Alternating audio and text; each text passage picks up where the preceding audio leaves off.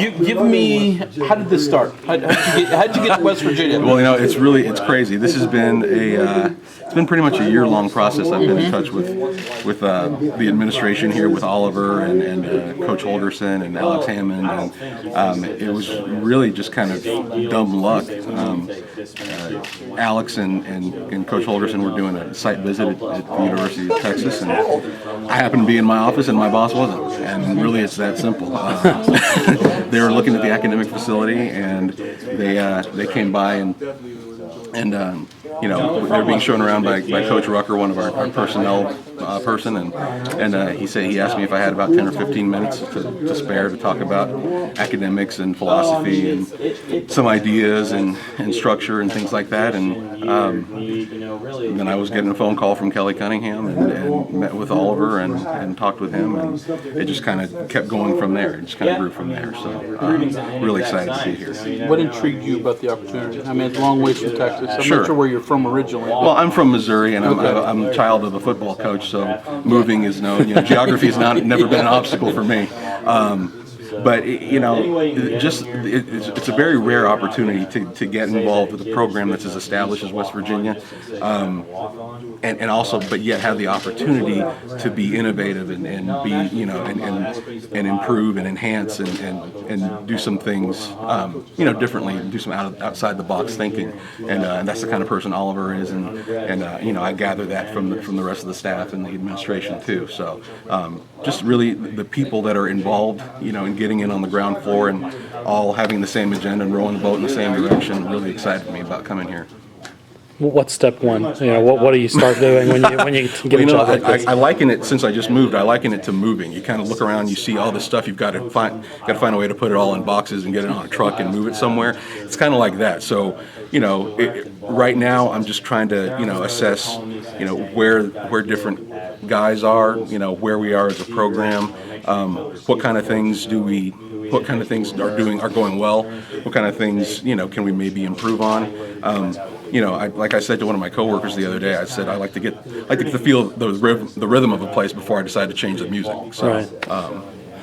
Can it be cookie cutter? I mean, can you just take what worked at Texas and bring it here? I mean, no. And why not then? Well, Texas, as most people know, I mean, they've got more money than Fort Knox. So they basically print money down there. So there's certain things that we have to be more strategic and more creative about doing, and the structure here is a little bit different in that we don't have part-time employees right now.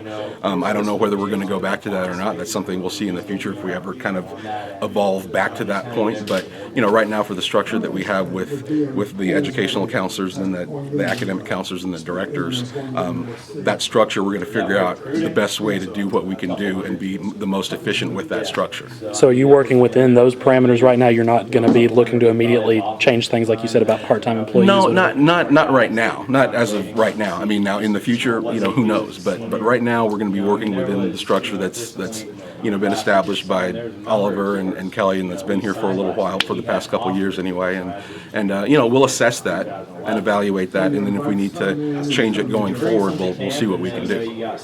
So if Texas has, all the money, more money than God, basically. Yeah, sure. I mean, how do you apply that to an academic setting? I mean, you just hire a tutor for every person? I mean, is that what they're able to do? Basically, yeah. You can put a man on a man. Right. And, in other places you can't do that. So you have to be more strategic about when do you schedule kids? What are the holes in their schedules that'll match up with the different people that they need to work with to get supplemental instruction? Or what are the different times of the day that they can come in and, work around, practice and work around their class schedule so they can come in and get skill development and supplemental instruction and that kind of thing. So that's... You, for example, just had like one position or two positions as there, right? Correct. You weren't overall.